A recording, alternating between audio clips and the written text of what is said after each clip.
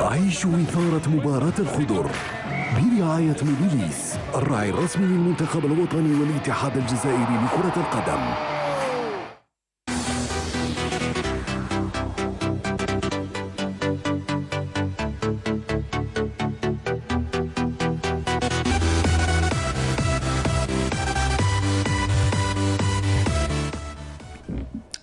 Mesdames, Messieurs, bonsoir. Très heureux de vous retrouver sur Canal Algérie pour votre rendez-vous foot du dimanche. Nous avons le plaisir de remplacer notre ami Saïd Fellek qui est au Cameroun pour la couverture de la Coupe d'Afrique des Nations. Je dis nous parce que je ne suis pas seul. Pour m'accompagner aujourd'hui dans ce rendez-vous, ma collègue Sarah Derbel. Bonsoir Sarah. Bonsoir Mahmoud, bonsoir à toutes et à tous. Ravi de vous retrouver pour ce 13e numéro de votre émission hebdomadaire C'est l'heure du foot, où il sera question bien évidemment de ce deuxième match de la sélection nationale face à la Guinée équatoriale qui se jouera ce soir, ou plutôt dans quelques heures.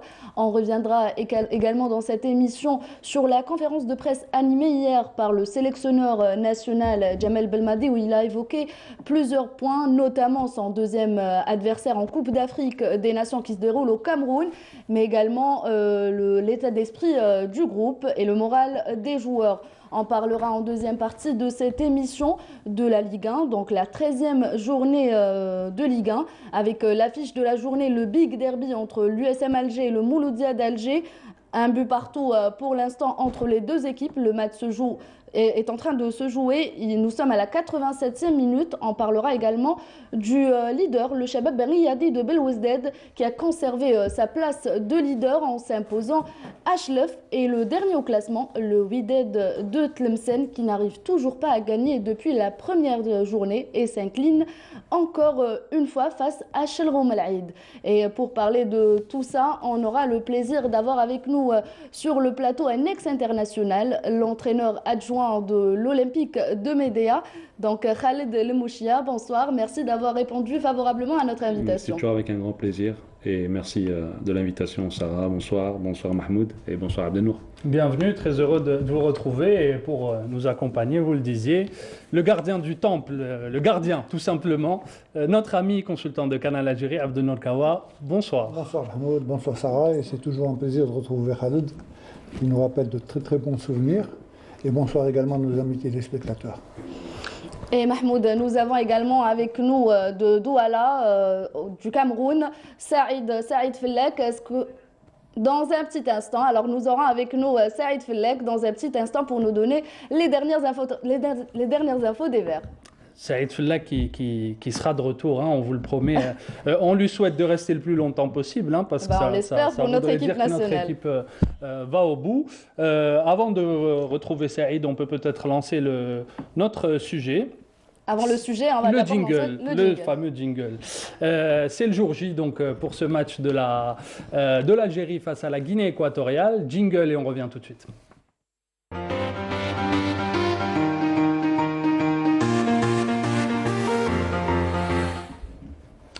Jour J, jour de match, donc 20h, la sélection algérienne rencontre la sélection de Guinée équatoriale dans un match qui s'annonce déjà capital.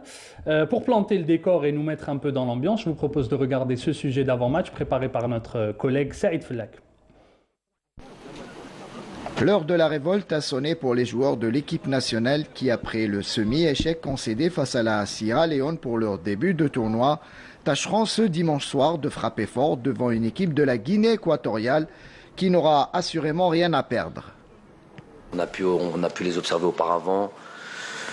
On a fait quasiment l'étude de toute leur campagne de qualification Coupe du Monde, à savoir 6 matchs. Donc ils nous ont juste confirmé ce que l'on pensait d'eux. Et c'est une équipe qui est capable évidemment de poser problème. Elle a posé des problèmes dans ce groupe de qualification Coupe du Monde jusqu'au bout à la Tunisie. C'est une équipe qui est capable de marquer, qui a une connotation latine, notamment espagnole, de leur football, puisque une majorité d'entre eux sont nés et ont grandi en Espagne. Donc effectivement, beaucoup de similitudes avec ce football-là. Donc c'est à prendre évidemment en considération. Toutes les rencontres. En panne d'efficacité, lors du premier match, les coéquipiers de Riyad Mahrez devront se montrer plus adroits devant les buts cette fois-ci. Maintenant, on regarde vers l'avant et effectivement, les équipes nous attendent. Les équipes, ça c'est normal, c'est tout à fait normal. On va faire avec, à nous de déjouer ce qu'ils vont nous proposer, les problématiques qu'on va avoir, à nous de réagir, à nous de faire en sorte. Mais ça, c'est la beauté du football. Et on va aller chercher sur ce deuxième match une victoire et on va aller vers l'avant. Et les joueurs ils sont conscients de ça et on sait tous ce qui nous attend. Du côté équato-guinéen, on se méfie bien évidemment des champions d'Afrique, mais on se veut optimiste.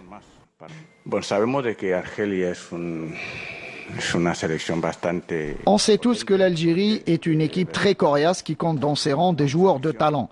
C'est une sélection qu'on respecte beaucoup. Un privilège pour la Guinée équatoriale d'affronter la meilleure équipe d'Afrique et une motivation supplémentaire pour nous. Ce qui est certain, c'est qu'on est prêt pour ce match. On l'a préparé comme ce fut le cas pour le premier. On va essayer de proposer le meilleur football possible.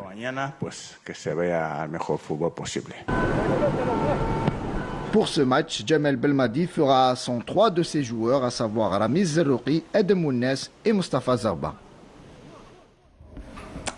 Alors Khaled, vous avez probablement suivi ce premier match, des débuts poussifs on va dire, compliqués. Vous avez pensé quoi de ce début, de cette entrée en compétition de nos Verts? Oui, compliqué, mais pour plusieurs raisons. Déjà une entame dans une Coupe d'Afrique, quand surtout vous êtes le champion d'Afrique, c'est compliqué. Toutes les équipes, comme vient de le dire le sélectionneur, vous attendent, ont envie de faire le match de sa vie. Il y a aussi les conditions, on va dire climatiques, les conditions aussi du terrain qui font que ça n'a pas favorisé la fluidité du jeu d'équipe nationale. Mais malgré tout, c'est vrai qu'il y avait une première mi-temps un peu compliquée, la deuxième mi-temps était beaucoup mieux, on a pêché sur la finition, mais le plus dur dans le football c'est d'avoir des occasions, on en a eu. Donc je pense que dans ces 3 jours qui ont succédé ce match pour préparer la Guinée, je pense qu'il a axé sur l'efficacité dans la surface de réparation et je ne suis pas inquiet pour le match de ce soir.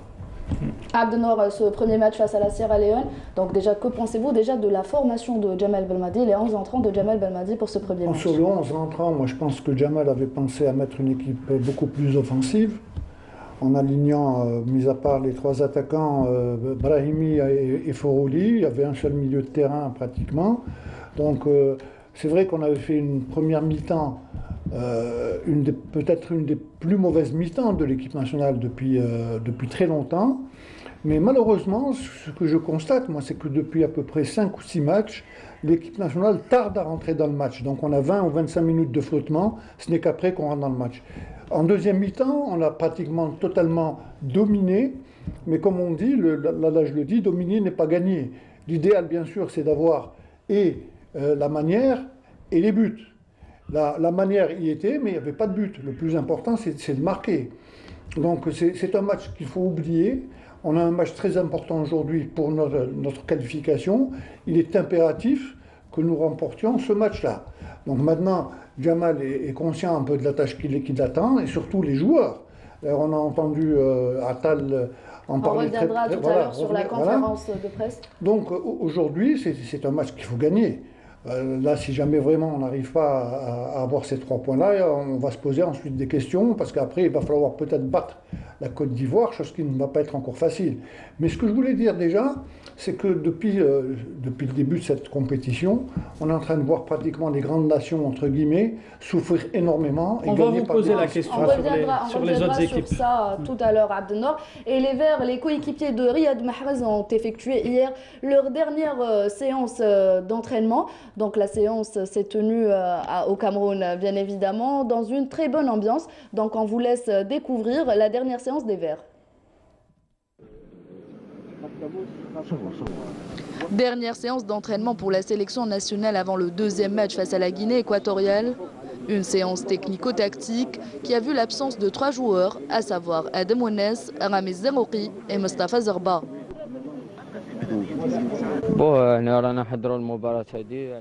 On se prépare pour ce deuxième match, on sait très bien que ce n'est pas un match facile, mais on espère décrocher cette victoire.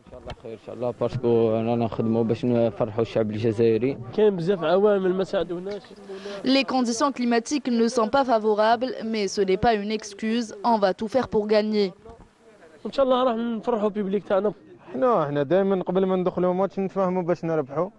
Nous sommes tous conscients de l'importance de cette rencontre. Nous allons tout donner pour gagner ce match.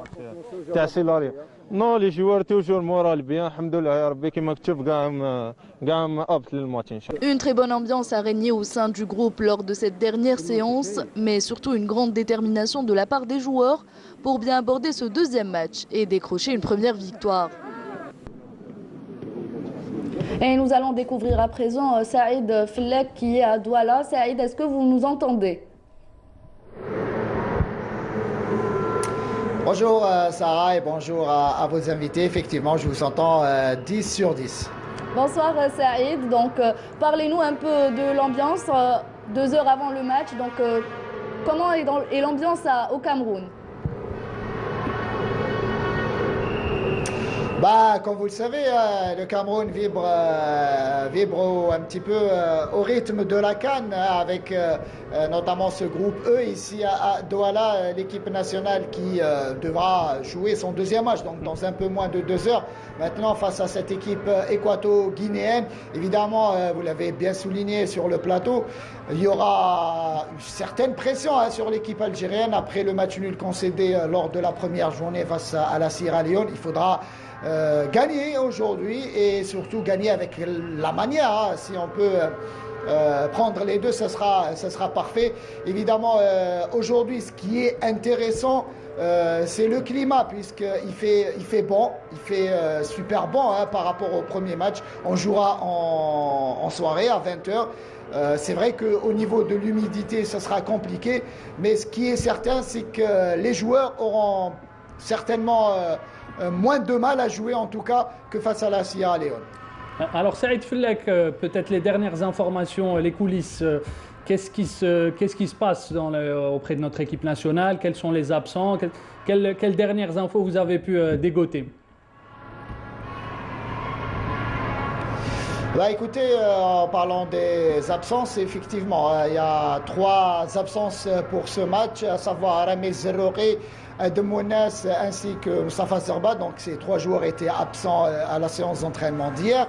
Évidemment, pour le coach Djamel Belmadi, il a l'embarras du choix puisqu'il a sélectionné, comme le stipulent les règlements de la CAF pour cette CAN, 28 joueurs. Donc il en a à sa disposition déjà 25 joueurs. En parlant des coulisses, l'information du jour, c'est l'arrivée ici à Douala du technicien assistant de Djamel Belmadi, en l'occurrence Serge Romano, qui n'avait pas effectué le déplacement avec l'équipe à Douala jusqu'à l'heure actuelle en raison de son état de santé, puisqu'il a été testé positif à la Covid la veille du départ de Doha pour Douala. Donc le coach français, le technicien français était resté à l'hôtel à Doha pour compléter sa quarantaine, et ce n'est qu'aujourd'hui, ce matin donc même, que Serge Romano est arrivé à Douala et sera sur le banc pour assister Djamel Belmadi pour ce match, sachant que Serge Douala est un élément important dans ce staff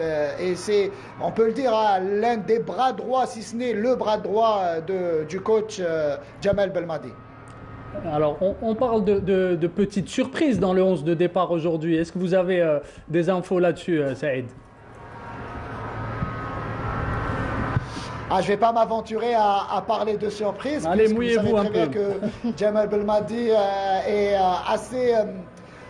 assez strict au niveau tout ce qui est 11 rentrants. C'est vrai qu'on a pu avoir quelques informations, mais qui ne sont pas encore confirmées. Ça parle d'une titularisation de Mendebka à la récupération, et évidemment le retour de Ben Nasser dans le 11 titulaire, lui qui était absent face à la Sierra Leone, et son absence a été ressentie sur le terrain. Il était suspendu, donc il sera bien évidemment de retour. Yassine Brahimi pourrait en payer les frais et se retrouver sur le banc. En tout cas, comme je viens de le dire, le coach Djamel Belmadi a l'embarras du choix, et on attendra d'ici 1 heure de temps pour avoir le 11 titulaire. Saïd Fellek, vous êtes juste à côté de ce stade où le Cameroun pour l'instant, la Côte d'Ivoire est qualifiée pour ce deuxième tour. Donc la Côte d'Ivoire qui mène 1-0 face à la Sierra Leone. Tout à fait, pour l'instant, avec un penalty raté en début de match pour les Ivoiriens. C'est vrai que sur le papier, on attendait et on attend évidemment certainement une victoire de cette équipe ivoirienne. Après, dans le foot, tout peut se passer. On l'a vu face à l'Algérie, cette équipe de la Sierra Leone qui a su imposer le match nul aux Algériens malgré les tentatives des coéquipiers de Riyad Mahrez. Je pense que dans le football, tout peut arriver, sauf que ça serait un peu compliqué pour la Sierra Leone un petit peu d'enchaîner peut-être avec un deuxième ou plutôt une deuxième prestation haute facture que celle réalisée face à l'Algérie. En tout cas, il reste du temps. Tout peut arriver, même si cette sélection ivoirienne paraît sur le papier comme la favorite dans ce match. Mais dans le football, tout peut arriver. Tant que cette équipe ivoirienne n'aura pas marqué ce deuxième but, l'issue de cette rencontre sera un petit peu inconnue ou plutôt pas encore fixée jusqu'à la fin. Merci Saïd, on revient à Alger, on repassera vous voir un peu plus tard. Alger donc avec Khaled. On entend parler d'une entrée de Ben Nassar, peut-être Amoura qui serait la surprise dans le 11 entrant aussi. On va jouer à notre sport favori là, qui est un peu d'imaginer les sélections et de jouer aux sélectionneurs. Vous en pensez quoi? Après, c'est compliqué toujours d'essayer de se mettre dans la tête du sélectionneur, même si je pense qu'il y aura peut-être des changements au niveau du milieu de terrain. Pas forcément au niveau de la ligne offensive, mais au niveau du milieu de terrain. Je pense qu'une entrée de Benetka, surtout qui a été bonne, la dernière demi-heure de Benetka quand il est rentré contre la Sierra Leone, je pense qu'il peut le mettre d'une manière titulaire ce soir. Mais maintenant, ça reste que des suppositions. Donc, Abdenour Kawa, on a vu les 11 entrants de la Sierra Leone. Comment pensez-vous que Djamel Belmadi va aborder cette deuxième rencontre? Surtout qu'il compte gagner cette rencontre, on l'avait écouté, on va l'écouter tout à l'heure lors de la conférence de presse. Moi je pense que Djamel va peut-être aligner 9 ou 10 joueurs qui ont joué la finale de la Coupe d'Afrique en Égypte. Bien sûr avec le retour de Ben Nassar. Maintenant, est-ce que Fourouli va être mis déjà au départ ou qu'il soit remplaçant? Donc il peut avoir affaire soit à Ben Debra, soit éventuellement à Zorgan ou éventuellement à Moura. Ça m'étonnerait qu'il puisse rentrer dès le départ. Mais je pense qu'il y aura, il y aura les 9 ou 10 joueurs qui ont joué la finale. Ça serait déjà une très bonne performance. Et de toutes les façons, quel que soit le joueur qui soit aligné, moi je pense qu'il a toutes les capacités pour pouvoir se surpasser et surtout gagner ce match-là. Et Abdenour, on revient rapidement à Saïd Fellek à Douala. Donc Saïd, vous avez quelques détails à nous rajouter? Saïd qui doit partir après parce qu'il est retenu. Dites-nous tout Saïd. Non, je voulais un petit peu parler aussi de l'ambiance. Aujourd'hui, c'est une bonne ambiance ici au stade de Japoma. Le seul hic, évidemment, reste l'état de la pelouse, puisque cette pelouse du stade Japoma de Douala n'est pas excellente. Ça, on le savait déjà et on l'avait remarqué lors du premier match face à la Sierra Leone. Elle sera encore plus catastrophique, si on peut utiliser le terme, puisqu'il y a en ce moment même donc un match qui se joue entre la Côte d'Ivoire et la Sierra Leone, on vient d'en parler, et ce n'est qu'après que la sélection algérienne rentrera dans cette pelouse. Donc ça risque un petit peu de compliquer encore plus la tâche des Verts aujourd'hui, puisque la pelouse, on l'a vu par le passé, donc elle n'est pas au mieux de son état. Mais comme le coach Djamel Belmadi on a parlé en conférence de presse, il ne faudra pas trouver d'excuses cette fois-ci. Il faudra aux joueurs, les joueurs devront sortir le grand jeu pour battre cette équipe équato-guinéenne et lancer enfin le parcours de l'équipe nationale dans cette CAN. Saïd, une toute dernière question avant de vous laisser partir. Le décompte des supporters, alors combien de passeports verts dans les tribunes? Ah bah écoutez, le stade peut contenir 50 000 supporters, 50 000 spectateurs. Évidemment, il y aura un chiffre assez réduit pour ce qui est des supporters algériens. jusqu'à hier, ils étaient pratiquement, ça parle de 150 supporters algériens qui ont effectué le déplacement d'un peu partout de la planète, puisqu'il y en a qui sont venus évidemment de l'Algérie, de France, un peu partout en Europe, même des États-Unis. Donc pour supporter les Verts, ils promettent de mettre une forte ambiance ici au stade de Japoma pour soutenir, encourager les poulains de Djemal Belmadi pour ainsi les mener et les guider à la victoire, Inch'Allah. Merci beaucoup. C'était donc Saïd Fellek, notre envoyé spécial à Douala au Cameroun. Le sélectionneur national s'est longuement exprimé hier en conférence de presse. Morceau choisi de ses déclarations et on débriefe ça juste après. Présent en conférence de presse de veille de match contre la Guinée équatoriale, l'entraîneur national Djemal Belmadi a répondu aux questions des journalistes présents à Douala. Le coach national est revenu sur l'état d'esprit du groupe, notamment le moral des joueurs. L'état d'esprit est tout simplement tourné vers un succès sur ce deuxième match.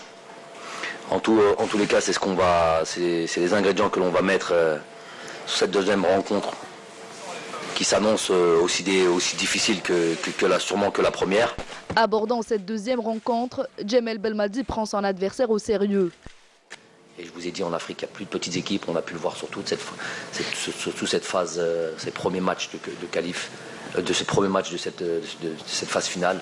On a vu que toutes les équipes, les grosses équipes, ont eu des difficultés parce que le niveau, l'écart, c'est largement amoindri.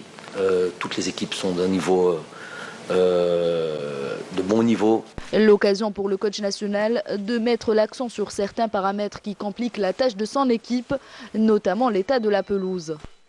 C'est vrai que ces conditions-là, ajoutées aussi à cette pelouse qui facilite pas, je ne dis pas qu'elle est catastrophique, ça serait mentir que de dire ça, mais elle n'est pas de niveau qui permet une fluidité totale et ce qu'on espère des grands tournois comme une Coupe d'Afrique. On s'entraîne tous les jours à 17h. Donc on voit que déjà à 17h, c'est déjà le climat est totalement différent qu'à 14h. Le seul petit souci, c'est qu'on va jouer de suite derrière le match Sierra Leone-Côte d'Ivoire sur une pelouse qui est déjà à la base pas top. Donc il y a un petit souci de ce côté-là. Mais je vous dis, nous, on doit faire avec, crier au loup et tout ça, ça ne fera pas avancer nos affaires. On mettra toute la détermination qu'il faut avec peu importe la pelouse, peu importe le climat. On jouera pour gagner et on espère de tout cœur remporter ces 3 points-là. Comme à son habitude, l'entraîneur des Verts a abordé plusieurs sujets concernant la CAN et son équipe. Il est prêt pour la suite de la compétition avec comme objectif tout gagner. Abdenour, vous nous avez un peu devancé en parlant des grandes équipes et des forces en présence à cette CAN. Alors, c'est quoi vos coups de cœur? Cette équipe de Guinée équatoriale, comment faut-il l'aborder? Comment vous voyez ce match de ce soir? De toute façon, on n'a pas tellement de choix. Nous sommes obligés de gagner ce match-là si on veut continuer notre aventure dans cette Coupe d'Afrique. C'est sûr que ça ne va pas être un match facile, mais le meilleur scénario qu'il peut y avoir dans ce match-là, c'est qu'on puisse rentrer directement dans le match et ne pas tarder, comme je vous l'ai dit tout à l'heure, sur les 6-7 derniers matchs que nous avons joués. Donc, le meilleur scénario, c'est que pendant les 20 premières minutes, on arrive à marquer un but. C'est ce qui va peut-être nous faciliter par la suite. Mais maintenant, si jamais on tombe sur... C'est une équipe qui joue très bien au ballon et ils ont 2 ou 3 joueurs, surtout devant, qui savent très bien, qui sont très techniques et qui peuvent poser des problèmes à notre milieu de terrain et à nos défenseurs. Donc je pense que c'est un match qu'il faut, bien évidemment, après le meilleur scénario, ça aurait été que nous battions le Sierra Leone. Et puis parce que ce qu'il ne faut pas oublier, c'est qu'il y a la gestion des matchs, la gestion des efforts. Si on veut aller très loin dans cette Coupe d'Afrique, il ne faut pas déjà sur les premiers matchs être épuisé. Donc, comme je vous l'ai dit tout à l'heure, si jamais on arrive à marquer pendant les 20 premières minutes, ça serait un soulagement. Et là, on pourra gérer le match par la suite. On parle un peu de cette équipe Khaled de la Guinée équatoriale qui participe pour la 3e fois à une Coupe d'Afrique après celle de 2012 et celle de 2015 où elle a fini 4e. Donc cette équipe qui a quand même tenu cette équipe aussi de la Côte d'Ivoire qui a marqué le premier but à la 5e minute de jeu et s'est imposé sur un petit score d'1-0 face à cette équipe. Donc qui a quand même posé quelques difficultés à cette équipe et qui joue plutôt avec un bloc bas, n'est-ce pas Khaled? Oui, c'est ça en fait. Mais bon, après c'est normal. La Guinée équatoriale, quand elle joue contre la Côte d'Ivoire ou quand elle joue contre l'Algérie, elle va se mettre sur un bloc bas pour pouvoir les contrer. C'est vrai qu'après le premier but de la Côte d'Ivoire, je pensais que le match allait plus facile et malgré tout, l'équipe de la Guinée ne s'est pas démobilisée. Elle est rentrée tout doucement dans le match, elle a laissé passer le premier quart d'heure ivoirien et elle a causé pas mal de problèmes à l'équipe nationale ivoirienne. Maintenant, comme le dit Jamel Belmadi dans sa conférence de presse, il n'y a plus de petite équipe. L'équipe nationale aussi, il ne faut pas l'oublier, c'est le tenant du titre. Donc chaque équipe va vouloir se montrer face à elle et elle va essayer de créer un maximum de problèmes. Maintenant, comme vient de le dire Abdenour, le meilleur scénario, c'est une entame de match, on va dire, avec un but rapidement pour pouvoir gérer et permettre aussi à cette équipe de la Guinée équatoriale de ne pas rester en bloc bas, qu'elle puisse prendre des risques et je pense qu'à partir de là, on va se rendre le match un peu plus facile. Les pelouses, on doit en parler forcément, tout le monde en parle. Les pelouses, il faut faire avec, on n'a pas le choix. Maintenant, plus tard, il va falloir faire des choix si on veut rester, Inch'Allah, on se qualifie. Moi, je vois pas autre chose. Donc, par la suite, il va falloir peut-être réfléchir, soit rester sur, si on joue la première place, rester sur Douala, ou en deuxième place, aller changer de ville, aller à Yaoundé, où les terrains sont nettement meilleurs. Maintenant, cette pelouse, c'est vrai, le premier match, on l'a vu, c'était une pelouse, moi je dirais catastrophique, hein. Jamal a été bien gentil là, de dire que c'est une diplomate. Équipe, voilà. Mais là, avec la pluie qui est tombée hier, plus le match qui se joue actuellement, et ils n'auront qu'une heure éventuellement pour essayer de remettre la pelouse dans un état, ça m'étonnerait fort que ça soit en très bon état. Donc il faut faire avec, tout simplement. Les joueurs donc, doivent s'adapter à cette pelouse. Absolument. Bon, aujourd'hui, ils jouent à 20h, mais comme vous l'avez dit, juste après le match de la Côte d'Ivoire. Donc oui. Ça pose un peu problème à cette équipe nationale. Bien sûr, et puis on a vu, moi j'avais vu quelques images de la maintenance des terrains, c'est un peu archaïque, hein, c'est un peu une brouette avec un peu de sable, avec des petits trucs, donc c'est pas la maintenance idéale pour ces stades-là. Mais par contre, les deux terrains qui sont à Yaoundé sont d'excellente facture. Là, malheureusement, on est tombé sur ce terrain-là, mais comme je vous l'ai dit, on a encore 2 matchs à jouer, il faut faire avec. Et le champion d'Afrique en titre, donc l'Algérie, subit une certaine pression que Jamel Belmadi trouve positive, donc on l'écoute hier à la conférence de presse. احنا دائما عندنا الضغط والضغط انا نقول ضغط ايجابيه الضغط تاع كره القدم ماشي الضغط تاع حاجه اخرى انا نحب هذا الضغط وبلا الضغط بلا مباراه بدون ضغط انا بور موا ما عندهاش فايده انا نحب هذا الشيء ماشي باسكو تعادلنا في المباراه الاولى باللي عندنا اكثر ضغط في هذه المباراه الثانيه عندنا من المباراه الاولى حنا درنا هذا الضغط انا مع اللاعبين دائما بوركوا باسكو حنا النهايه هدفنا سي تعرفوه دونك بغينا نبداو هذه البطوله بالفوز ولكن ما لحقناش هدفنا في المباراه الاولى ولكن الضغط النهائي تعرفوه دونك دوزيام ماتش ندخلوا في هذه المباراه بكل ثقه. Voilà, donc les joueurs et Belmadi subissent une pression et c'est une pression positive d'après le sélectionneur national. À partir du moment où on est international et en plus, comme je vous le répète, champion d'Afrique, là, obligatoirement il y a une pression. Que ce soit au niveau national, c'est-à-dire aussi à l'intérieur du pays, ou contre les équipes contre qui on joue. Donc à la limite, ça fait partie du job et c'est pas quelque chose qui va être négatif pour eux. Comme ils viennent de le dire, ça va être même positif. Il va falloir trouver les ingrédients justement pour se servir de ça et imposer notre jeu, imposer notre style et surtout nous imposer en tant que champion d'Afrique en titre. Vous avez participé à des Coupes d'Afrique, donc comment vous faisiez pour gérer cette pression-là? Sincèrement, déjà quand on est ensemble, on ne fait pas trop attention à ce qui se dit à l'extérieur. On est plus concentré, plus focus sur le match et plus focus, là ils viennent de jouer contre la Sierra Leone, sur ce qui a marché, ce qui a moins marché. Après les dires, la presse ou même les familles, c'est vraiment secondaire. Donc on ne fait pas trop attention à ça. La tactique et les attaquants en particulier seront probablement la clé de voûte de ce match. Jamel Belmadi s'est exprimé hier encore sur le thème des deux attaquants et sur leur rôle de buteur et un peu plus. On l'écoute.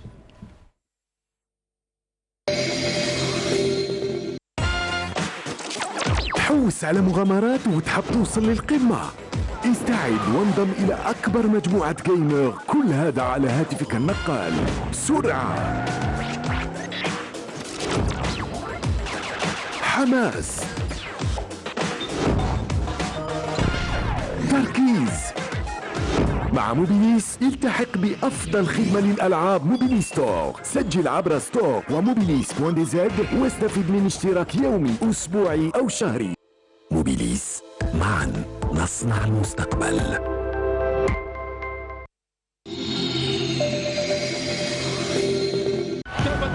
Moi, je demande beaucoup aux attaquants.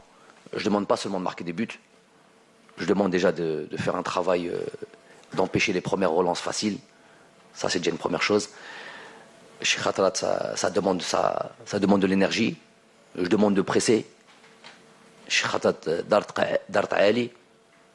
Tani, ça prend de l'énergie. Au final, il manque un peu de lucidité. Donc, c'est peut-être aussi un peu de ma faute. Voilà que si on continue à marquer des buts, et que mon attaquant de pointe ne marque pas, mais le reste marque, et que lui fait le travail que je lui demande, et qu'il ne marque pas, lui, je sais qu'il ne sera pas pleinement satisfait, que ce soit Bagdad, que ce soit Islam. Mais moi, je serai satisfait. Le plus important, c'est qu'on marque des buts. Ok. Il a envie de bien faire. Alors, Barry Sedjel. Et je lui ai dit le jour où il aura plus confiance en lui, qu'il lève la main. Il dit parce qu'il y en a un tiqafé islam. Si l'entraîneur n'a pas confiance en ses attaquants, qui va شكون نتوما بالاتقادات تاعكم اللي باغي تعطيهم الثقه. Non, je leur fais confiance. Et Inch'Allah, je sais qu'ils marqueront des buts, je sais qu'ils se réveilleront. Le plus important, en attendant de marquer, qu'ils fassent le travail qu'on leur demande. Et Inch'Allah, les choses vont entrer dans l'ordre. Alors ça bouge au Cameroun dans l'autre match du groupe. La Sierra Leone a égalisé face à la Côte d'Ivoire à la 58e minute. Donc un partout. Abdenour, on entendait le sélectionneur national parler de nos attaquants. Est-ce qu'on peut se contenter d'attaquants qui ne marquent pas quand l'équipe elle-même marque? Mais bien sûr, quand il leur demande, d'ailleurs il a bien expliqué, là, quand il demande à un attaquant de faire un travail bien défini, même s'il ne marque pas de but, il y a peut-être les milieux de terrain, les joueurs de côté qui arrivent à marquer, mais le plus important c'est qu'il fasse son boulot. Bien sûr, un attaquant, son premier boulot c'est de marquer des buts. Mais quand on voit un peu Bounedjah qui est en manque de réussite depuis quelques matchs, mais quand on voit un peu le travail de Sap qu'il fait au milieu des défenseurs adverses, il fait un travail énorme. Contrairement à Slimani qui lui est beaucoup plus direct. Mais Bounedjah pèse énormément sur les défenseurs adverses. Et puis il y a une complicité extraordinaire entre lui et Blaili. Donc tout ça, l'essentiel, comme il l'a dit, et comme l'entraîneur l'a dit, c'est qu'on marque des buts. Que ce soit maintenant Bounedjah, ou Blaili, ou Mahrez, ou Ben Nasser, ou Ben Soubaini, l'essentiel c'est de pouvoir marquer. Khaled, on fait quoi pour redonner confiance à ces avant-centres? On lui donne beaucoup de confiance, on valorise. Comme il vient de le dire, il a une grande confiance en Bagdad et Islam. Alors il a un discours, je pense que le discours qu'il y a Jamel, c'est plus pour essayer d'enlever de la pression à ces deux attaquants, en disant que peu importe qui marque, l'essentiel c'est qu'il fasse un travail. Il a raison Abdenour en disant que le travail de Sap, le travail invisible est très important. Mais un attaquant, il se nourrit de buts, que ce soit Islam ou que ce soit Bagdad, il ne peut pas se contenter de ne pas marquer. Donc il essaie de diminuer la pression sur ces deux attaquants, et en off, en tête à tête, il leur demande, il les valorise, il leur dit que ça va venir. Exactement, que ça va venir, qu'ils n'ont pas à s'inquiéter, ils ont les qualités pour, ils ont fait ça toute leur vie. C'est pas en un ou deux matchs qui marquent pas qu'ils devraient douter. Donc moi sincèrement c'est pas vraiment un souci de ce côté-là. Je sais qu'ils vont marquer, Inch'Allah. Mais pour revenir sur le match de la Sierra Leone, ce qui a été important, même si c'est vrai qu'on n'a pas marqué, c'est qu'on a eu pas mal d'occasions. Et le plus dur dans un match de football, c'est de créer des occasions. Et on en a eu. Donc maintenant, il va falloir axer beaucoup le travail sur la finition. Et je pense que ça va passer. Forcément. Et pardon, Mahmoud. Et Youssef Attal était présent également hier lors de la conférence de presse. Il a parlé de la motivation des 35 matchs sans victoire, donc la série d'invincibilité. Sans défaite, pardon. La série d'invincibilité des Verts est une motivation pour ses joueurs et pour le coach Jamal Belmadi. On écoute Youssef Attal. 35 مباراة ما خسرناش ان شاء الله نكملوا فيها jusqu'à le plus longtemps possible. Ça ne met pas une pression, le contraire, تعطينا encore une motivation pour باش نغارديو هاد ال 35 مباراة باش نستحفظوا عليهم باش شاك ماتش اللي ندخلوا فيه نمدوا كاع اللي علينا. Et c'est un point positif pour nous et c'est pour ça que had la CAN c'est encore plus dur parce que les équipes يدخلوا volonté encore plus باش يربحونا et c'est à nous de encore s'améliorer, d'encore travailler encore plus. Donc cette série de 35 matchs sans victoire, comme je le disais, sans défaite à Abdenor, donc c'est une motivation pour ces joueurs, ils cherchent à donner encore plus. Ça c'est secondaire pour moi. Pour moi c'est secondaire. Là, actuellement nous sommes en train de jouer une Coupe d'Afrique où nous avons à défendre notre titre. Donc ça serait bien, ça serait l'idéal de pouvoir allier les deux et se qualifier et continuer notre série d'invincibilité. Ça serait extraordinaire. Mais moi je pense que ce qui est plus important aujourd'hui, c'est de gagner ce match-là et de pouvoir se qualifier pour les huitièmes de finale. Puis après les choses vont se compliquer, ça c'est certain. On est en train de voir depuis le début de cette CAN, comme on dit, les petites nations, entre guillemets. Aujourd'hui, il n'y a plus de petites nations. On l'a vu avec le Sierra Leone, on l'a vu même avec l'Éthiopie, qui en première mi-temps avait donné beaucoup de fil à retordre au Cameroun. On a vu quand même des petites nations qui, pour la première, les Comores qui se qualifient pour la première fois. Il y a quand même il y a un nivellement vers le haut du niveau des équipes africaines. Aujourd'hui, il y a 5-6 équipes qui peuvent rivaliser avec n'importe quelle équipe européenne ou sud-américaine. Donc, plus on va aller maintenant dans cette Coupe d'Afrique, plus les choses vont se compliquer. Mais pour cela, à partir d'aujourd'hui, il faut qu'on ait ces 3 points et puis ensuite voir un peu calculer si nous voulons être premier ou deuxième. N'en déplaise à Jürgen Klopp et compagnie. Absolument. Alors, avant de vous demander de vous mouiller, messieurs, et de nous donner des pronostics, on va aller écouter nos confrères qui sont au Cameroun et qui ont été interviewés par Saïd Fellek, notre envoyé spécial, et qui se sont prêtés au jeu des pronostics. Je pense que ce sera un match aussi difficile que le premier match face à la Sierra Leone, face à une équipe athlétique, physique, qui a su tenir la dragée haute aux Ivoiriens lors du premier match. D'ores et déjà, que ce soit les sélectionneurs ou les joueurs sont avertis qu'ils n'auront plus droit à l'erreur pour essayer de se réhabiliter avec eux-mêmes et surtout se réconcilier avec le large public qui attend beaucoup d'eux dans cette compétition. L'adversaire, à savoir la Guinée équatoriale, est une équipe qui n'a rien à perdre et se donnera à fond pour essayer de stopper cette bonne série des champions d'Afrique qui est de 35 matchs sans défaite. Je pense qu'il y a de la confiance au sein du groupe, il y a de l'optimisme pour que l'équipe nationale réalise un bon match et le gagne notamment. C'est vrai qu'on attendait quand même une victoire face à une équipe du Sierra Leone et là on va retrouver une équipe un peu de même calibre, on va dire, parce qu'on s'attendait quand même dans ce groupe qu'il y avait 2 favoris, c'est l'Algérie et la Côte d'Ivoire, et donc les 2 équipes, on va dire, plus faibles. On a essayé de jouer un football très offensif contre la Sierra Leone, mais malheureusement on n'a pas pu concrétiser. Donc on ne sait pas à quoi on va s'attendre contre la Guinée équatoriale, sans doute un peu le même type de jeu. Évidemment il y a une obligation de gagner, mais bon, c'est une pression, on va dire, habituelle pour l'équipe nationale, même si débuter difficilement, c'est-à-dire qu'il y a aussi quelques calculs par rapport au deuxième match, par rapport au prochain tour, c'est-à-dire si on finit deuxième, c'est pas intéressant parce qu'on risque de se déplacer. Donc, mais je pense qu'on est quand même un peu loin de ces calculs. On va rentrer dans ce match avec on a quand même des certitudes malgré tout. Ah, effectivement, on est dos au mur, étant l'un des favoris pour le sacre final. Et la victoire demain est inévitable, voire impérative. Parce que déjà, ça fait 2 matchs officiels quand l'équipe nationale, n'a pas sorti le grand jeu. Vous souvenez-vous du match contre le Burkina à Blida et celui de la Sierra Leone mardi dernier. Bon, on ne va pas tirer la sonnette d'alarme, on est toujours optimiste. Voilà pour les pronostics de nos confrères présents au Cameroun pour couvrir la Coupe d'Afrique des Nations. Alors pour info, le score est toujours de 1 partout entre la Côte d'Ivoire et la Sierra Leone, donc en gardant le même résultat jusqu'à la fin et en comptant une victoire par plus d'1 but d'écart ce soir pour l'Algérie. Un match nul. On serait ex-aequo avec la Côte d'Ivoire. Non, avec 2 buts d'écart, ça nous permettrait de prendre de l'avance. La Côte d'Ivoire a gagné 1-0 son premier match. Oui. Un match nul face à la Côte d'Ivoire nous permettrait d'être premier. Moi, je parle au niveau points. Oui. On aura 4 points. Tout à fait. Donc, qu'on soit premier ou deuxième, le match ensuite avec la Côte d'Ivoire va être déterminant pour la première ou la deuxième place. Mais il faut passer obligatoirement par une victoire aujourd'hui. Forcément. C'est vrai que si jamais le score en restait là, Côte d'Ivoire, Sierra Leone, ça nous arrange beaucoup. Donc, les pronostics, on va se mouiller un peu, Abdelnour. Moi, je vois un 3-1 pour notre équipe. Les buteurs?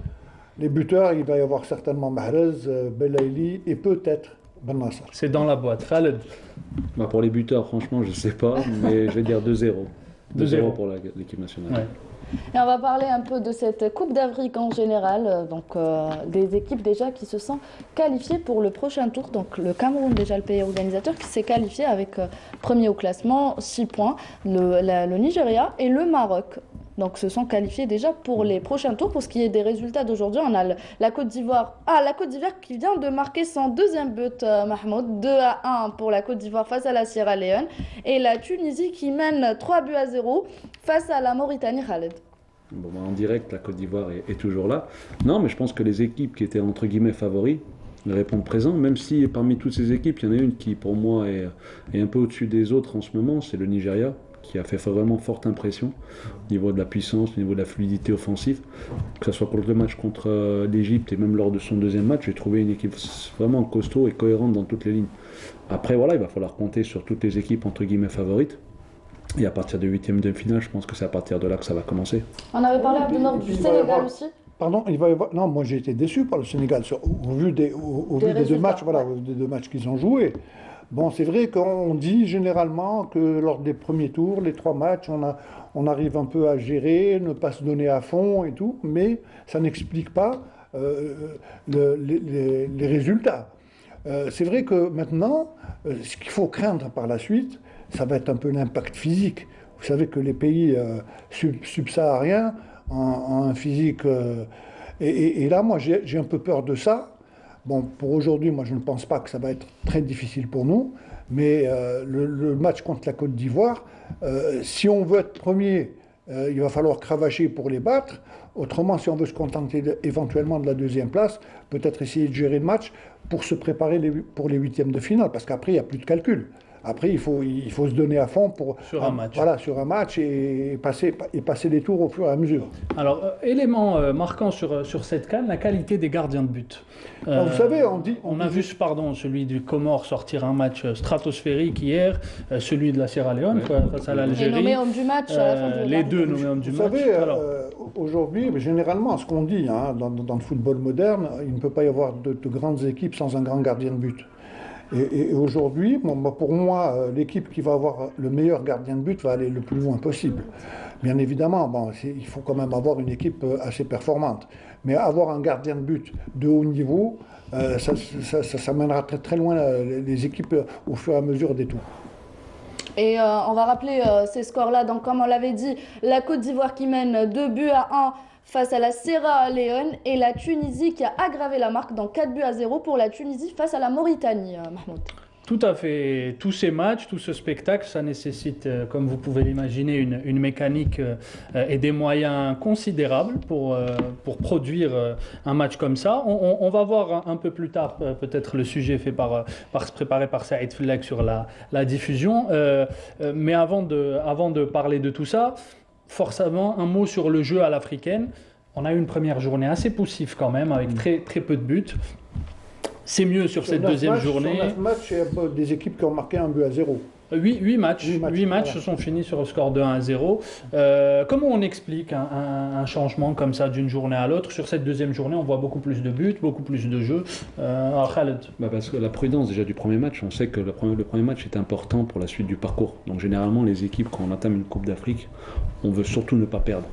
Donc c'est très prudent. Et lors du deuxième match, en fonction du premier résultat, on se lâche. C'est soit on joue pour gagner, comme ça va être le cas ce soir pour l'équipe nationale. On va être obligé de gagner, donc ils vont être obligés de se découvrir, entre guillemets.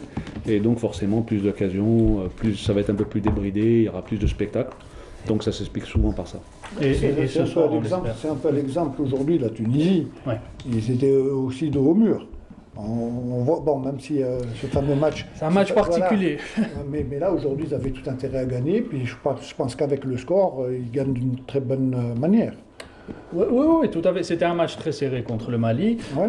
On sait que ça s'est fini avant l'heure prévue. Voilà, on aura l'occasion de revenir sur ça et sur l'arbitrage. D'ailleurs, les arbitres algériens ont fait de très bonnes rencontres, il me semble, les deux qui ont joué. Ouais. Oui, enfin, l'arbitrage algérien, on le connaît au niveau africain et même au niveau mondial. Malheureusement, on se plaint de l'arbitrage local.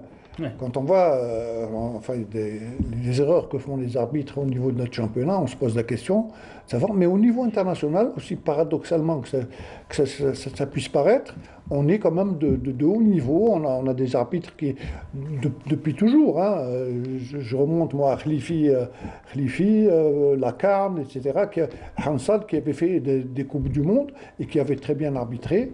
Donc moi, c'est pas étonnant qu'on voit des arbitres algériens à ce niveau-là en Afrique. Et on espère en voir plus. Alors on va me dire en régie si le sujet de notre ami Saïd Fellek est prêt sur la production des matchs. C'est prêt, on me dit. Donc on va voir comment se façonne cette cuisine de la diffusion et de la production télé de la CAN, et on revient juste après.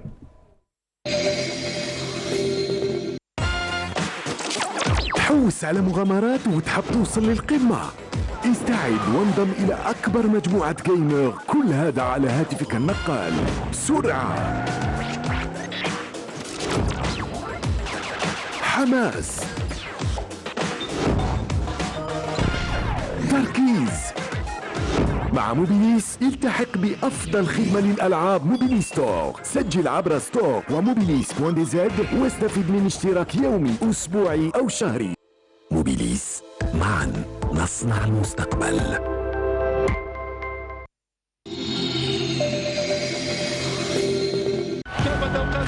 عيشوا إثارة مباراة الخضر برعاية موبيليس، الراعي الرسمي للمنتخب الوطني والاتحاد الجزائري لكرة القدم.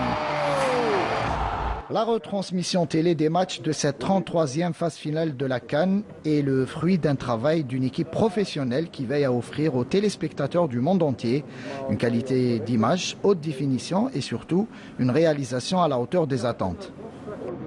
Pablo Ramirez, directeur de la firme africaine de Mediapro, nous plonge dans les coulisses du travail quotidien de ces équipes techniques. Premièrement, merci beaucoup pour la télévision d'Algérie. Je suis Pablo Ramirez, je suis le producteur manager de Mediapro ou l'Africa. Et l'équipe ici, c'est les Portugais, c'est l'espagnol, c'est les Camerounais. Nous sommes assemblés pour les faciliter toute l'équipe avec une équipe. C'est beaucoup de personnes, mais nous travaillons assemblés une équipe. Nous savons qu'ici, il y a les grands camions, c'est pour les caméras plans que c'est ici. C'est les 25 caméras, 25, ok. Si c'est les caméras plans, nous savons qu'il y a les drones, nous savons qu'il y a les minicams, ok. Les minicams, c'est pour les goals, comme ça, ok. Un pour les beauty. Nous savons que les ultra slow motion. Nous savons les super slow motion aussi, ok. Il n'est pas facile, mais c'est le début pour nous. C'est très très bien travaillé. Je suis trop content avec la personne ici, avec l'équipe, parce que c'est avec le courage, beaucoup de courage. Les camions travaillent parfaitement, il n'y a pas de problème. Toutes les caméras, ça a fonctionné, sont opérationnelles.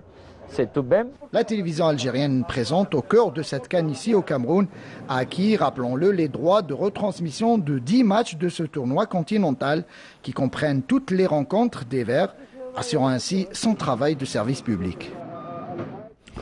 Très beau sujet donc de notre collègue Saïd Fellek, envoyé spécial de la télévision algérienne au Cameroun pour la Coupe d'Afrique des Nations. L'entreprise nationale télévision qui est présente donc au Cameroun et qui est présente aussi ici sur les matchs de la Ligue 1 qui ne s'est pas arrêté, hein, messieurs, avec notamment le choc de cette 13e journée. Le match USMA Mouloudia qui s'est terminé, il me semble. Et ben avant de parler de cela, on va tout d'abord passer le jingle Ligue 1. Ah, le fameux jingle. Oh là là, c'est impardonnable. Ça. On revient tout de suite.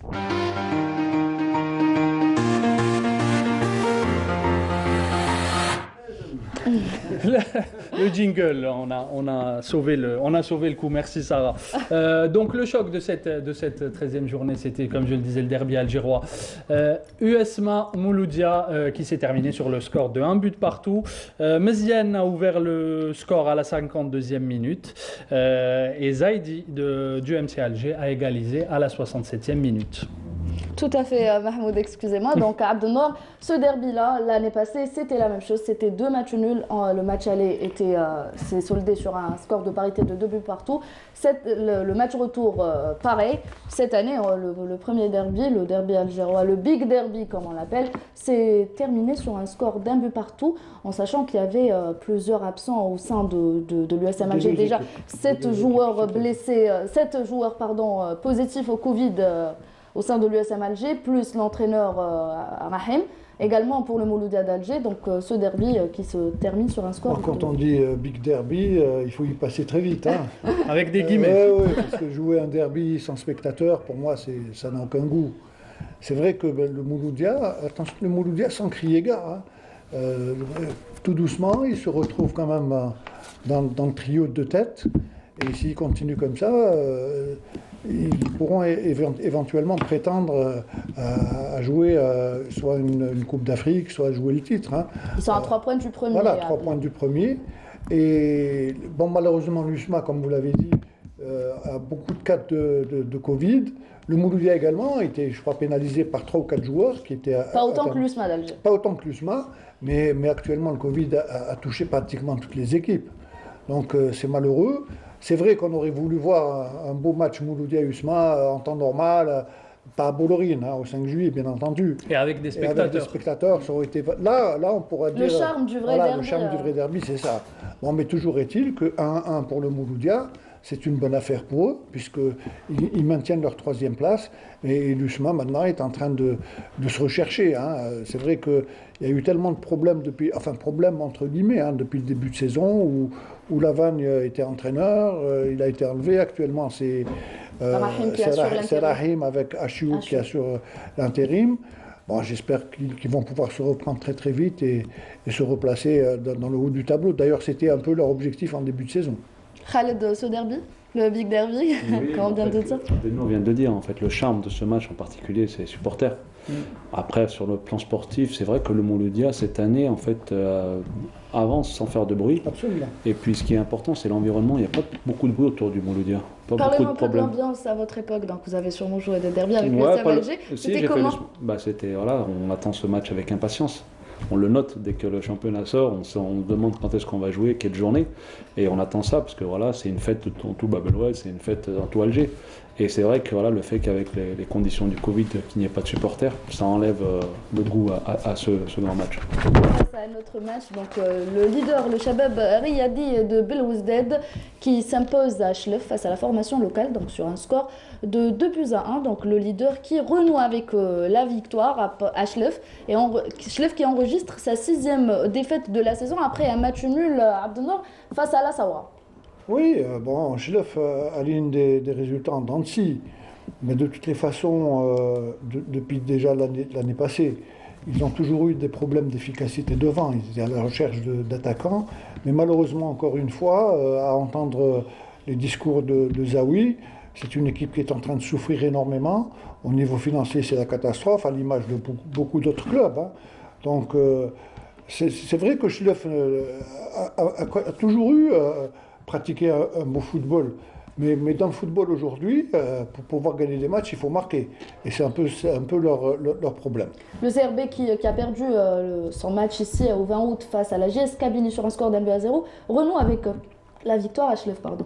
Oui, ils avaient tout intérêt. Ils conservent également la place de leader. Ils conservent la place. Ils avaient tout intérêt à se reprendre à Schleff, parce que là, ça aurait posé énormément de questions. Il était question à un moment donné que l'entraîneur se sépare à l'amiable avec l'équipe.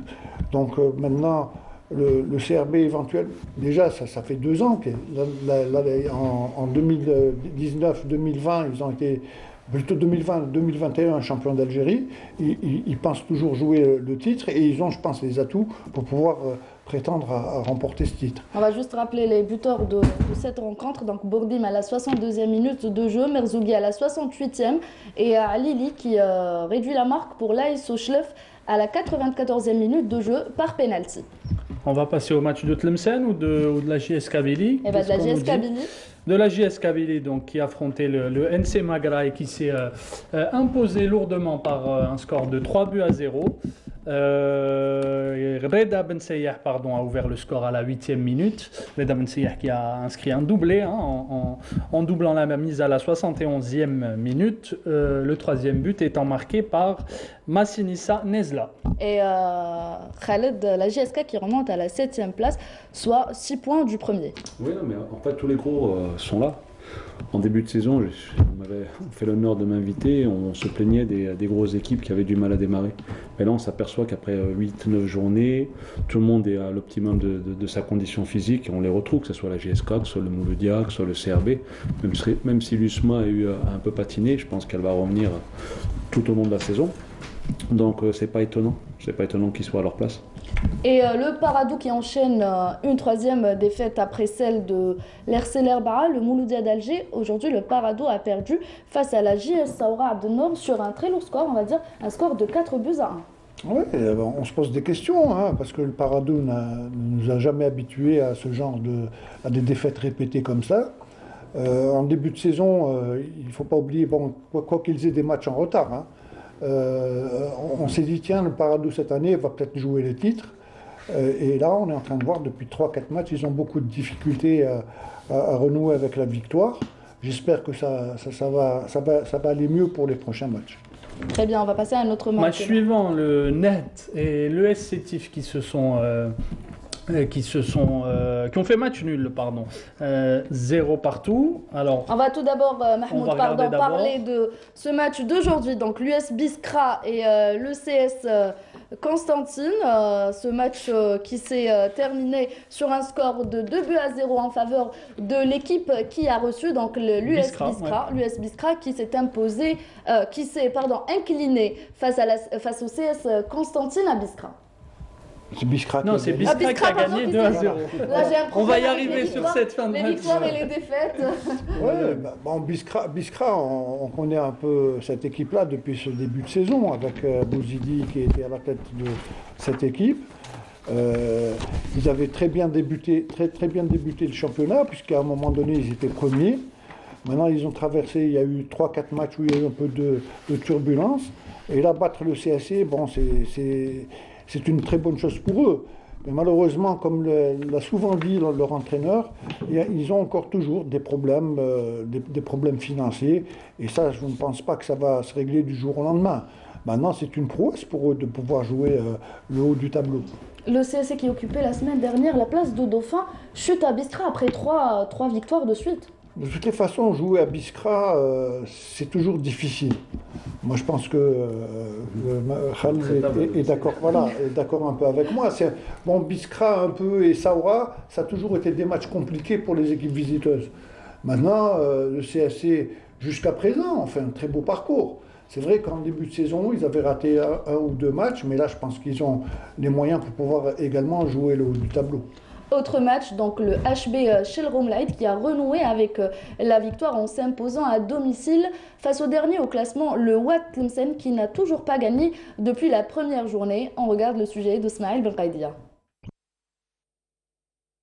C'est la rencontre des mal classés entre le Hilal de Chilroum El Aid et le Wydad de Tlemcen qui s'est déplacé avec pas moins de 7 absents. D'entrée de jeu, ce sont les locaux qui mettent la pression sur leur adversaire du jour, mais sans trouver le chemin défilé jusqu'à la fin de la première mi-temps avec cette incursion de Kemmour qui ne trouve aucun mal pour battre le gardien de Tlemcen. 1-0 avant le retour des vestiaires.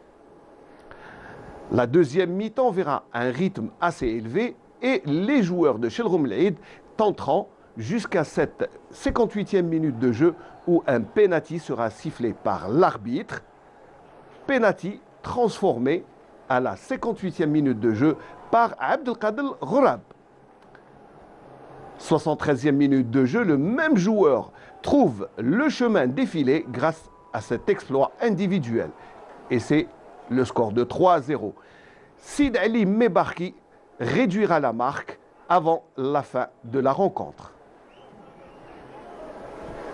ظروف يعني صعبه وصعبه جدا فريق اللاعبين اللي ياخذوا الحمام تاعهم بالماء البارد الشوفاج ما كانش في ليفيستير في الاجواء البارده هذه تخسر 5 لاعبين في يعني قبل المقابله نظن شيء صعب ولكن نقول الشوط الثاني كانت استفاقه كانت تغييرات سالوا البعض بتاتر المناصرين نقول لك الشرفاوي قلب الدفاع نلعبوه الشوط الثاني لعب قلب هجوم وذلك لغياب الاوراق الهجوميه ما عندنا حتى اوراق هجوميه. جينا منقوسين وحنا ما يخفالكش لعبنا بالاي 21 والاي 19 لا بليبار وكاين زوج تاع الجوار ولا ثلاثه اللي زعما نقولوا كانوا في المباراه اللي زعما نقولوا كان عندهم زعما نقولوا شوفروني ويعطيهم الصحه ادوا مقابله في القمه لا غالب اخطاء درنا اخطاء بدائيه اللي كلفتنا هذه الخساره.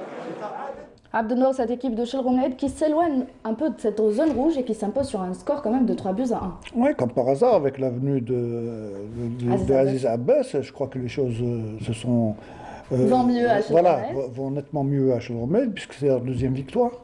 Ils n'avaient pas marqué, après 8 matchs, ils n'avaient pas marqué un seul but. Donc maintenant, ils renouent un peu avec les victoires, c'est une bonne chose. Et comme ils ont joué contre Tlemcen, et l'ancien lanterne rouge. Et l'ancien entraîneur de Chilroum El Aid, Mziane Eril, est actuellement à Tlemcen. Donc voilà, Aziz Abbas également qui était à Tlemcen et qui est revenu. Bon voilà. Mais toujours est-il que Chilroum El Aid, déjà en début de saison, on sentait que c'était une équipe qui jouait bien au football, mais qui n'arrivait pas à aligner des victoires et à marquer des buts. Aujourd'hui, ils renouent non seulement avec la victoire, mais ils arrivent quand même à marquer des buts. Ouais. Match suivant, donc le Nahdou Sendé qui affrontait l'ES Sétif. Nous allons avoir les images en off. Les équipes se sont quittées sur un score nul et vierge, 0-0. Le Nahdou Sendé qui stagne à la 10e place au classement. Très grosse action en fin de match. Je ne sais pas si vous avez vu ça, Khaled, où le gardien coup sur coup sauve son équipe du NED. Bon, les deux équipes stagnent au classement. Vous les avez affrontées, Khaled? Oui, les deux. Le NED, c'est une bonne performance pour elle, même si c'est vrai qu'elle joue à domicile. Ouais. Donc, en plus, elle sort d'une victoire chez nous à Médéa, donc elle ne perd pas sur 2 matchs, donc c'est important pour elle. Voilà, on voit là l'action à l'image, donc sur un coup franc de Arji, superbe intervention du gardien Ferrahi, puis en 2 temps face à Boutaga. Une action digne de jeu vidéo, honnêtement.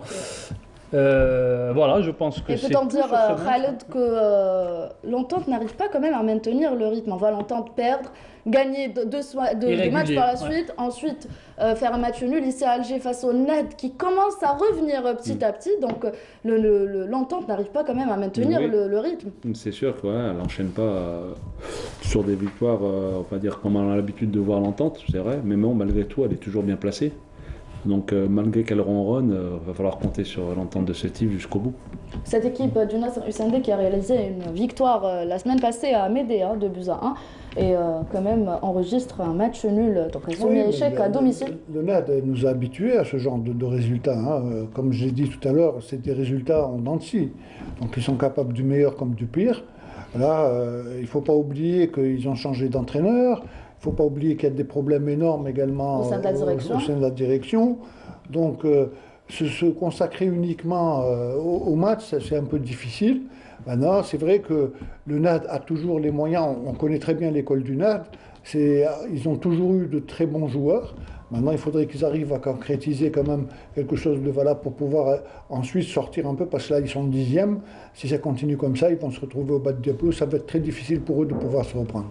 Direction Oran pour le derby de l'Ouest entre le Mouloudia d'Oran et le RC Relisen. Donc, après avoir enchaîné 10 matchs sans victoire et remporté la précédente rencontre face à l'ASO Schleuf, le Mouloudia d'Oran enregistre son 6e match nul de la saison en recevant le RC Relisen. On regarde le Sami de Sami Achicho.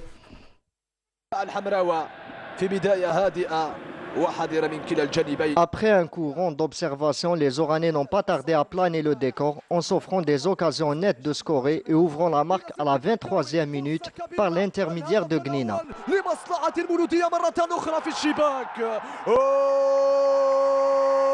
Le club d'El Bahia n'a pas pu garder le score pour longtemps puisque 10 minutes plus tard, le RCR égalise avec un superbe but de Beller.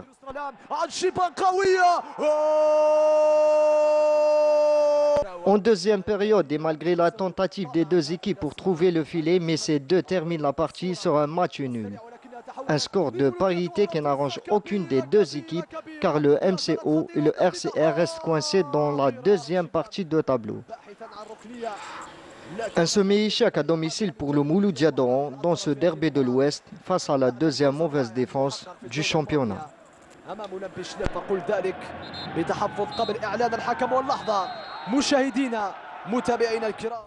Donc le MCO qui partage Abdelnour le point du match nul avec la deuxième mauvaise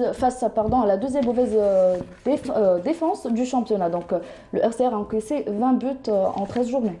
Bon, ce sont deux équipes qui ne vont pas bien du tout. En ce qui concerne l'MCO, on connaît très bien les raisons. Ils ont changé d'entraîneur, ils ont changé de président, ils ont des problèmes financiers énormes également, à l'image, comme je vous l'ai dit tout à l'heure, de beaucoup de clubs. Donc c'est pas étonnant, parce que l'MCO, de toute façon, dans son effectif, il y a quand même des joueurs qui ont un assez bon niveau. Mais quand le mental ne va pas, sur le terrain, on ne peut pas s'exprimer comme on veut. Maintenant, c'est vrai que Relisen, actuellement, depuis le début de saison, est en train également de souffrir. Moi, comment il s'appelle, leur entraîneur Bourrara a d'énormes difficultés non seulement avec ses joueurs, mais avec même l'administration. Donc, si on peut, comme je l'ai dit tout à l'heure en aparté avec Khaled, on est en train de voir les équipes du haut de tableau sont des équipes qui sont financièrement plus ou moins tranquilles, et qui sont gérées par des sociétés. Tout le reste actuellement est en train de souffrir. Dernier match donc de cette 13e journée et le premier, il me semble, qui s'est joué cette semaine. Le RCR qui confirme sa bonne série de victoires et qui s'est imposé 4-2 contre l'Olympique Médéa, votre club, Khaled El Mouchia. On voit les buts donc pour l'Arba'a, Yassine Dermani, Berkoun, Toumi et Mehdi Boubakour. Et pour l'Olympique Médéa, Messa Ouden et El Sadiq Bali. Vous pouvez peut-être, Khaled, réagir. Comment ça s'est passé, comment vous avez vécu le match? Bon, ça fait, comme vient de dire Abdelnour, ça fait maintenant plus d'un mois que le club souffre. Le souffre financièrement. En début de saison, on a promis pas mal de choses aux joueurs. Malheureusement, les promesses ont toujours été reculées d'un mois. Et aujourd'hui, on arrive dans une série où on ne gagne pas un match parce que les joueurs... défaites de suite. Exactement, parce que les joueurs ne pensent à tout sauf au football. Et bon, j'espère que ça va se régler. On nous a encore dit qu'à partir du 20 janvier, ça allait peut-être se régler. Je l'espère pour eux. Mais pour revenir au match d'aujourd'hui, malgré tout, malgré les défaites, je tiens quand même à remercier les joueurs qui font acte de présence. C'est déjà beaucoup. À partir du moment où, depuis le début des saison, ils n'ont pas touché un sou. Et puis les primes sont de plus en plus maigres, donc c'est compliqué pour eux. Mais bon, voilà, ils essaient de faire le job. Nous, on essaie de les motiver quoi qu'il arrive. Et j'espère que, comme je vous l'ai dit, dès la semaine prochaine, c'est compliqué parce qu'en fait, on s'occupe de tout sauf du terrain. Et en tant qu'entraîneur, c'est un peu compliqué. Et la Sierra Leone qui vient d'égaliser donc 2 buts partout à la dernière seconde. Donc c'est un très beau résultat. Voilà, très bon pour nous, si ça se termine comme ça. Et on termine cette Ligue 1, cette 13e journée de Ligue 1 avec les résultats complets.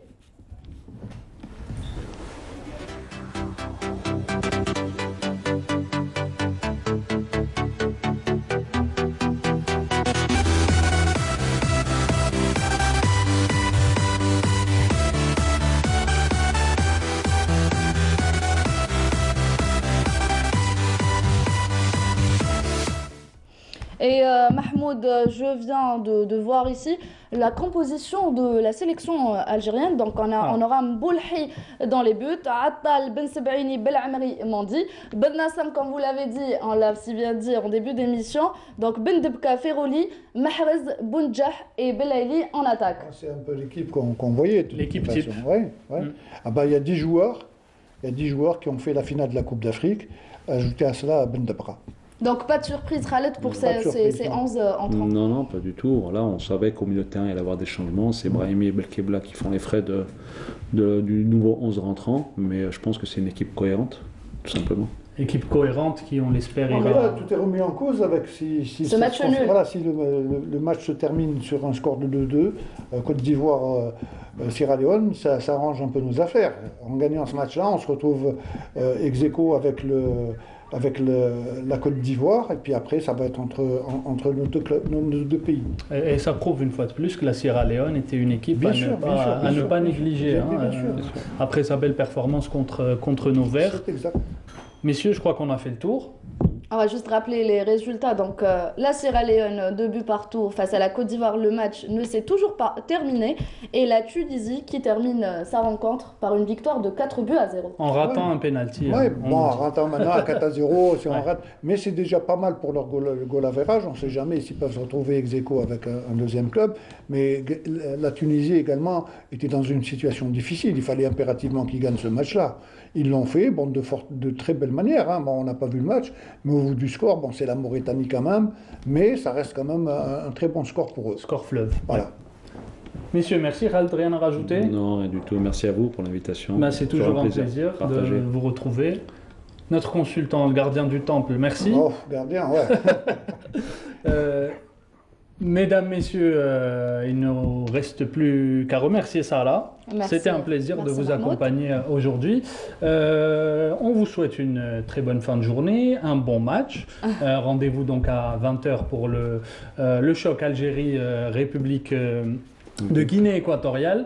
Et on se retrouvera sur les antennes de Canal Algérie après le match à 22h pour le débrief de la rencontre. Et on remercie également la réalisatrice Amel Benbatouche et le script Youssef Issaad et bien sûr toute l'équipe technique et l'équipe des journalistes qui a contribué à la réalisation de cette émission. Et sans qui rien ne pourrait être possible. Tout à fait. Merci à tous, très bonne fin de journée et à ce soir.